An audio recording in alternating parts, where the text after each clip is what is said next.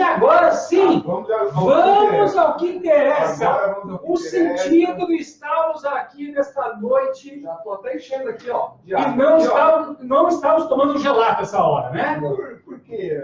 Não, porque eu vou falar muito, vai falar muito. Não, deixa ela falar, por favor. Agora nós vamos conversar sério, de coisa séria que é criança. Bom, coisa séria, dá para me derrubar água aí, ó. Cláudio, você já explicou, explica um pouquinho a sua carreira, então é o Movimento Mirim.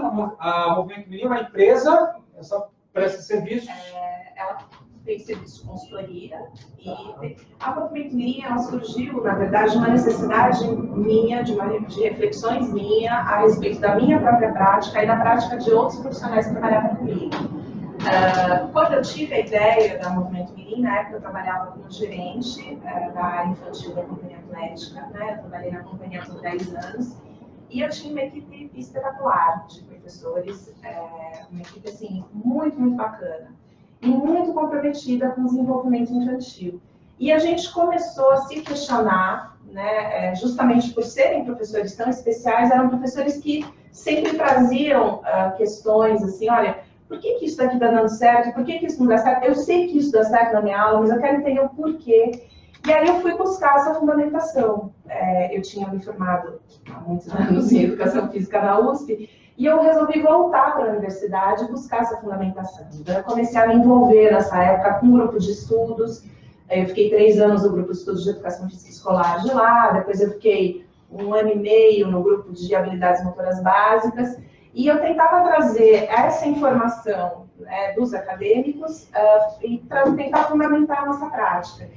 E daí surgiram, a gente tinha que fazer treinamentos com os professores constantes, né, treinamentos de atualização, e a gente começou um a avaliar a aula do outro, a gente começou a ter uma troca muito bacana. Eu também participava dessas avaliações, porque eu também dava aula, né, nunca quis parar de dar aula. E aí, então, começou a surgir essa ideia, esse projeto na minha cabeça, enfim, isso foi maturando, até que isso acabou virando minha empresa. Num determinado momento, eu precisei me afastar da companhia para me voltar exclusivamente para o Movimento Mirim. E é muito bacana, porque com o Movimento Mirim eu tive experiências fantásticas. Então, eu passei por vários clubes, eu passei por várias escolas, por academias. E aí você entra em contato com outras realidades, né? Isso te forma também, de certa forma, né? Essas trocas são muito interessantes. Então, é muito bacana. E, além disso, tem essas formações. Faço treinamentos de atualização, a gente oferece constantemente esses treinamentos, né? Sempre com esse olhar prático. Então, como que eu pego essa informação que, enfim, que os acadêmicos discutem, que eles trazem para a gente, que os teóricos trazem, e como que isso vira aula, né? Como é que isso dialoga com a aula? Eu acho que a informação, ela só tem sentido se eu consigo traduzir ela de verdade na quadra, na piscina, no tatame, enfim, né? Uhum. Então... E para quem está em casa, assim, que quer empreender, porque a gente estava até conversando um pouquinho antes de entrar no ar, né, que muitas vezes as pessoas não sabem empreender e tal. Esse insight, vamos dizer, esse eureka, eu vou montar o Movimento Mirim. Ela surgiu, quando surgiu a ideia até a realização. Quanto tempo demorou? Demorou esses 3 anos? Para essa fase de incubação, assim, né? Demorou 1 ano para sair do papel e para ela, de fato, acontecer, né? No primeiro ano dela, eu consegui trabalhar no paralelo com a gestão da Companhia Atlética e com a Movimento Mirim, mas chega um momento que aí você precisa, você tem que virar chave. Até pelo tamanho que a coisa toma. Né? Sim, e eu acho que é o momento também de você pensar, poxa, o que eu quero desse projeto, né? Então, já que você empreendeu tanto tempo naquilo, você tem que acreditar naquele sonho, né? Então tem esse momento que você tem que se dedicar exclusivamente a esse projeto. Então, turma, você que está aí acompanhando, aí, demora 1 ano, não é de hoje para amanhã, eu tive lá um momento eureka, nossa, que legal, caiu uma maçã na cabeça, eu já vou sair fazendo a coisa. Demora, tem um processo de 1 ano, tem outras pessoas que a gente ouve aí no mercado, falando sobre empreendedorismo, que falam até 2 anos, né? Então, assim, a Cláudia demorou 1 ano para sair da ideia, da ideação, incubou lá, né?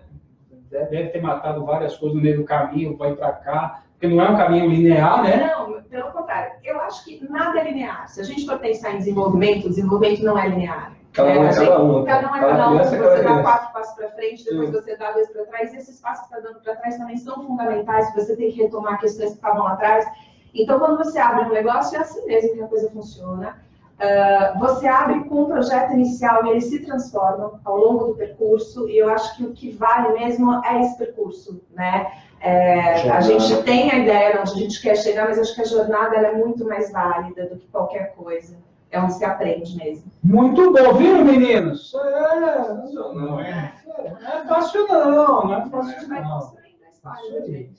Então, gente, ó, então não perca, dia 8, 9 e 10 de março, 14º Encontro Nacional de Treinadores de Natação. A Márcia Martins, que esteve aqui com a gente, também vai estar falando. O pessoal do...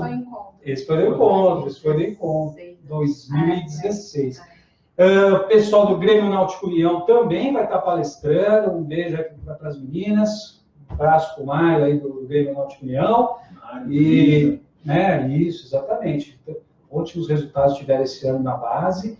E assim, então não perca, dia 8, 9 e 10 de março. Em breve a gente vai dar mais notícias, vão ter vídeos aí do pessoal falando, né? E a gente vai estar, se Deus quiser, podendo entrevistar todo mundo que vai palestrar lá. Cláudio, me fala uma coisa. Na sua opinião, quais são os grandes desafios que o profissional de educação física tem hoje em dia em relação às crianças? Ixi, agora vai 2 horas. Agora vai 2 horas. Agora vai 2 horas o programa. Agora. Não tem problema, pega a pizza, pega o pessoal da contra-regra, já liga lá em cima, a gente já tem conta. Vocês foram lá na quarta-feira, eu abri conta depois. Abriu conta lá já. Eu acho assim, a gente tem que olhar por... Acho que tem 2 vias. A primeira via é o teu cliente final, que é a criança, né? Então, quem é essa criança que eu estou recebendo? Hoje a gente tem uma questão generalizada de falta de limite, então a gente tem uma educação muito permissiva, isso é geral, isso é em qualquer classe social, você ouve isso de qualquer profissional que trabalha com criança. Então, essa imposição de limites, ela hoje é um desafio da nossa área, isso é fato. Então, acho que se a gente for pensar em criança, tem essa questão, tem a questão das tecnologias, então, dessa cultura de usar menos o corpo, né? Então, a gente tem que sempre seduzir a criança na nossa aula, enfim, envolvê-la com o movimento. E tem o outro lado, que é o lado do mercado. E aí, é muito interessante, porque dependendo do segmento que você atua, é um desafio. Então, você ouve de professores de escola aonde que mora a grande questão da educação física escolar. O movimento, ele não é o produto final da escola. O produto final da escola, o que o pai quer saber, olha, qual que é a tua classificação no Enem, né? Qual é o tipo de metodologia que vocês usam, é construtivista, é tradicional, enfim. E o movimento, ele não está pautado nessa preocupação do pai. Então, é muito difícil para esse professor se fazer, enfim, respeitar dentro desse espaço. Fazer importante dentro disso. Exatamente, E aí entra uma série de questões, né? A coordenadora que resolveu castigar uma criança e tirou da aula de educação física. E o professor de educação física tem a ver com isso. Então, essa, na verdade, essa é a questão chave do professor de educação física escolar, né? Claro que tem exceções, mas na sua maioria. Em clube, qual que é o grande desafio? A cada 3 anos ou a cada 4 anos muda a direção do clube e aí muda tudo. Então, você vinha com uma determinada cultura, com um determinado projeto, de uma hora para outra, aquilo se despedaçou, né? E vamos embora, muda toda a tua via aí, né? Em academias, aí você tem, eu acho que o maior desafio do professor de academia de verdade é o mercado pior remunerado desses 3, né? Você tem hoje, assim, a melhor remuneração mora nas escolas, depois o clube e depois a academia. Então, depende muito do profissional que você tem, do tipo de contrato que você fecha com um profissional. Mas, no geral, o ambiente da academia ele é mais leve, ele é mais fácil, porque o negócio final da academia é o movimento, né? Então, você tem, assim, excelentes atendimentos e você tem na academia uma questão muito interessante, você tem uma hierarquia. Então, o teu superior é um cara que entende muito daquilo, que se reporta a outra pessoa. Então, a chance de você crescer profissionalmente, em termos de desenvolvimento técnico mesmo, em academia, é muito grande. Então, é muito interessante você percorrer essas três alternativas, né? Você não ficar preso em uma só, porque aí você se desenvolve e você aprende a ter resiliência, né? Que é o que você precisa. Que é uma das grandes habilidades que a gente vai precisar no futuro, em qualquer profissão. Quantos anos já existe o movimento Mirim? O movimento Mirim tá desde 2014. Vai fazer 5 anos agora em fevereiro de 2019. Dentro de todos esses anos, você sentiu algum dessas três vertentes, vamos dizer assim, essa está melhor do que aquela, ou não, ou se equilibra no final? Eu acho que no final se equilibra, Marcelinho. Você tem desafios em cada um desses segmentos e cada um deles te dá um bônus, né? Então, eu acho, por exemplo, a formação do professor de academia, ela é muito bacana, de verdade. O cara que começa a estagiar em academia, ele tem uma escola, né? Ele não precisa morrer lá dentro, ele pode ter outras atividades paralelas. Mas em termos de desenvolvimento pessoal, de conhecimento profissional, técnico é bárbaro, né? O clube, grande parte dos gestores, eles não estão na ponta, né? Então você tem uma gestão mais administrativa, você tem mais liberdade de atuação, que é muito interessante, se você souber trabalhar, né? Você falando funcionário cru e entrar no clube? Aí, sim, concordo. Você tem um pouco mais de dificuldade. Sim. E em escola tem essa questão que você se reporta, muitas vezes, a pessoas que não são da área, que não são do movimento, e trazem uma série de questionamentos. Tem questões muito particulares na aula de educação física, tem conflitos que são necessários, e que se a criança não viver naquele espaço, ela não vai viver em outro lugar, né? E é através de conflito que a gente se desenvolve. E isso nem sempre é bem visto pela direção da escola. Então, você tem que ter um diálogo muito aberto. Tem escolas que são bárbaras, que têm esse olhar. Mas tem outras escolas que não. A educação física curricular está lá porque está na lei, eu preciso colocar. Então, mas aí voltando aos desafios, eu acho que esse é um outro desafio que a gente tem que vencer. Que é colocar obrigatoriamente a educação física na educação infantil. Olha tudo que ela falou. Isso é basicamente o quê? Educação infantil. Tudo isso que você falou, basicamente, é educação infantil, basicamente. E na educação infantil não é obrigatório. Não é obrigatório. A educação infantil que você tem são professores de sala de aula, e é interessante porque muitos fazem os cursos que eu ofereço. Professores de sala de aula que vêm fazer a formação porque precisa da informação, não se sentem confortáveis. Sim. E no momento da vida, que o corpo é fundamental. Porque a criança pequena, ela está nesse momento de linguagem corporal. Ela acabou de desenvolver a linguagem verbal, é muito recente, então ela usa muito o corpo.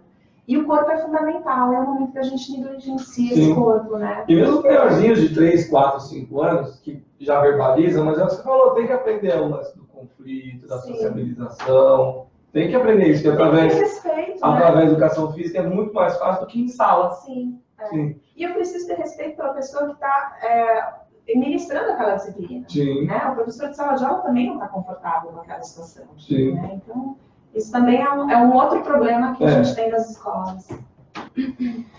Para a gente continuar nesse modo de escola, depois a gente vai dar uma outra virada, você acredita que agora com a base nova curricular comum, você acha que o esporte, o movimento, vai ser mais valorizado dentro da instituição escolar, de modo geral? Porque a gente vê que autoconhecimento, respeito, colaboração, para mim, isso se tangibiliza muito através do esporte. Se torna tangível para a criança, mais do que você colocar a criança sentada lá, ou mesmo ela dividindo para fazer uma pizza com o amiguinho Jorge. Fica um pouquinho melhor, né? Imagina o amiguinho Jorge, o amiguinho Luiz, o amiguinho Marcelo. Mas olha, esses conflitos, eles também aparecem em sala de aula. E hoje, claro que é muito difícil você desconstruir um modelo, mas existem uma série de tendências onde a criança tem mais voz dentro da escola. O difícil da escola, de verdade, é que você está com um grupo muito numeroso de alunos.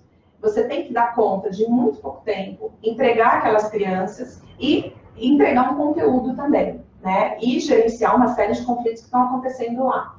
Então, claro que é complicado, né?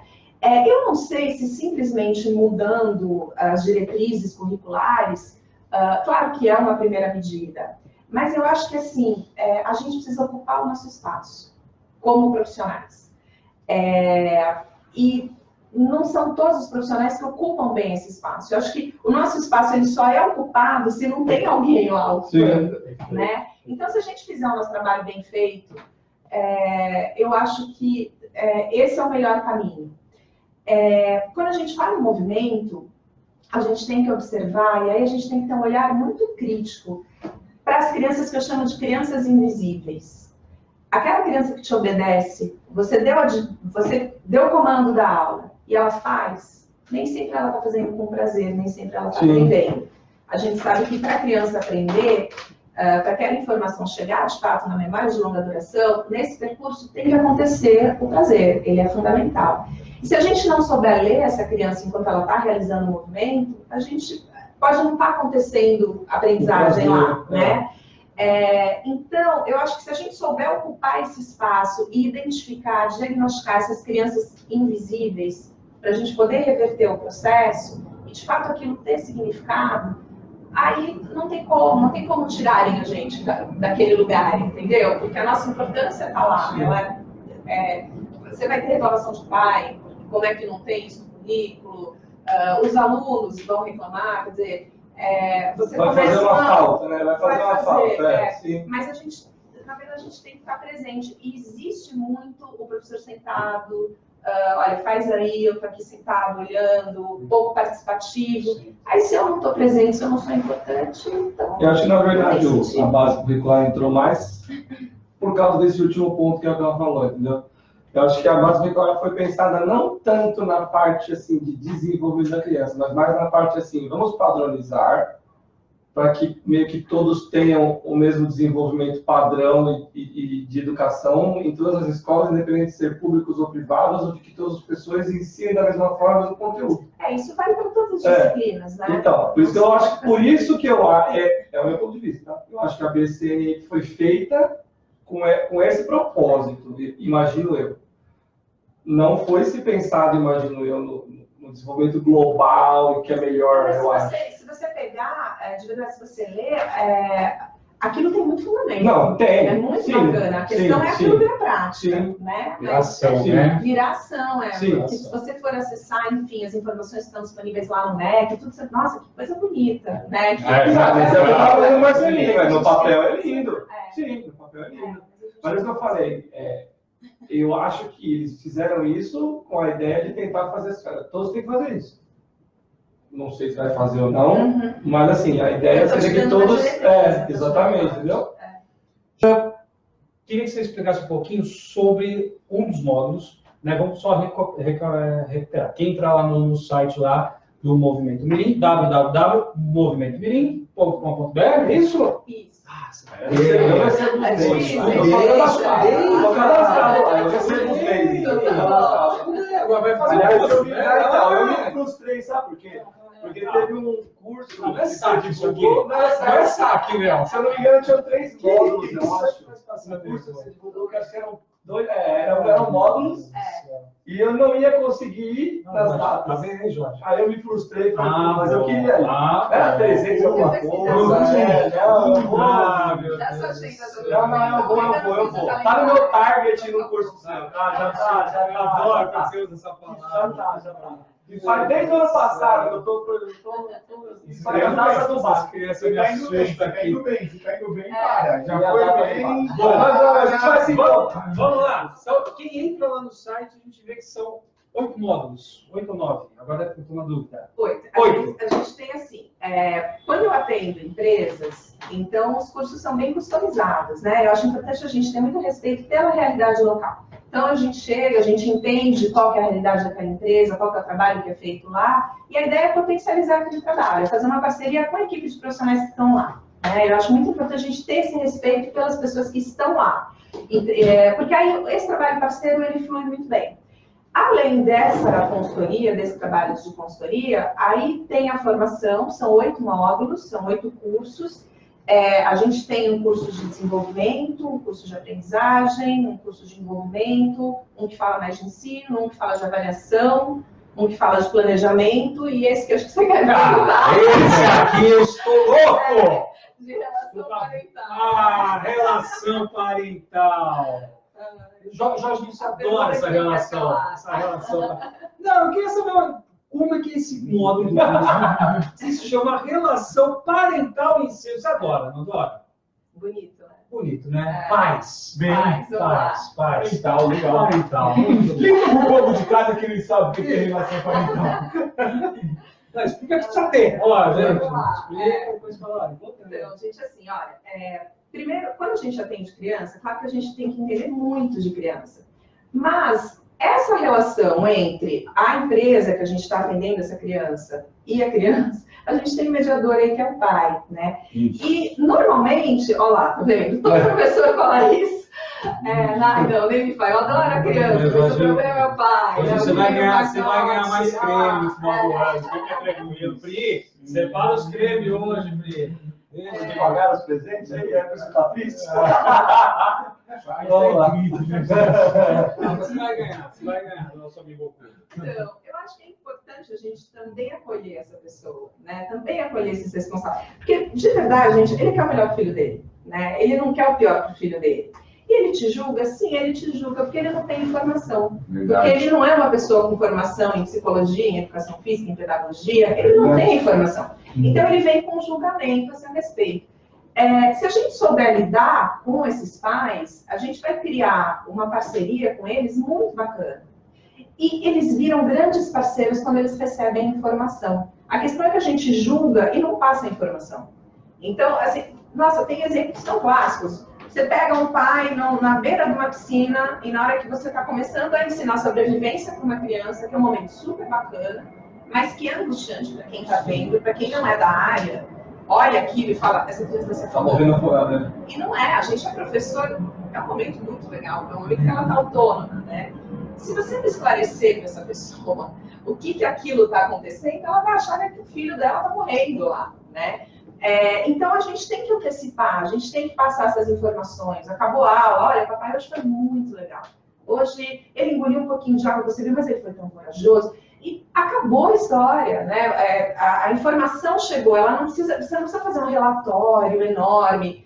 Às vezes é uma frase, é você encontrar no corredor da escola, da academia, enfim. Olha, seu filho está muito bacana. Dá um feedback, uma coisa pequena. Traça planos, né? Traça o próximo passo. E você aproximou, né? Então, a gente fala muito disso. A gente apresenta quem que é esse cliente, qual que é o perfil do cliente, quais são os tipos de relações que podem ser estabelecidas entre pais e filhos, como que isso vira comportamento, que criança é essa que você recebe, qual que é a origem desse vínculo afetivo.